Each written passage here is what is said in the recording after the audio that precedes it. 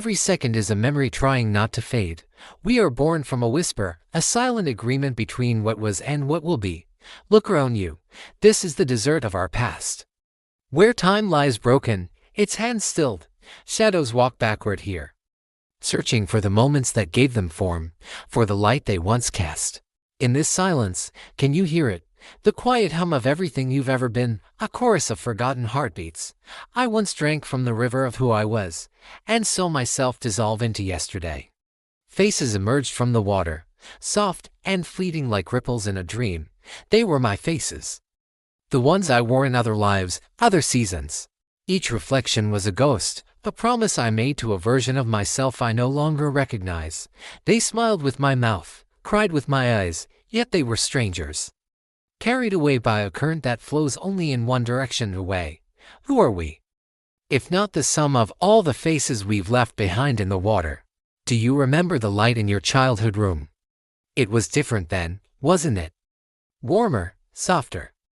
It held the scent of fading laughter and stories told just before sleep. In the attic of my mind, old toys float like weightless astronauts in a sea of dust and sunlight. The walls are made of photographs, moments frozen in amber, each one a tiny window into a life I barely recall living.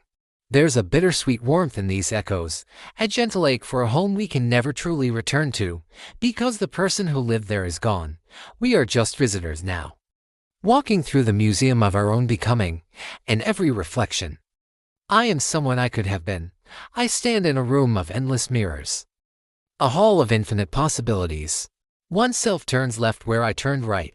Another holds a hand I let go. A third speaks the words I swallowed. They are all me, yet not me. Each pane of glass holds a life unlived, path not taken. This is the labyrinth of identity, where every choice creates a ghost.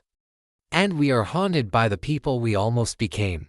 Which one is real, the one staring back, or the countless others who flicker just at the edge of sight? Listen, the forest is alive with voices. The trees have leaves that whisper secrets. Fragments of conversations lost to the wind, light beams pierce the canopy, carrying unspoken words, regrets, and dreams. This is where memories come to rest, not to die, but to become part of the earth, part of the air. Walk with me.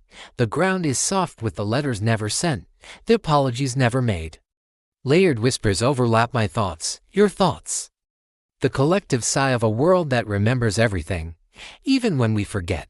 Memory is not a file in the mind, it is nature's own echo, reverberating through time.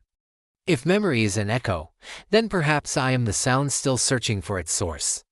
We walk through the fog of our own history, piecing together a self from the shards of what we've lost and what we've found. But what if identity isn't a destination?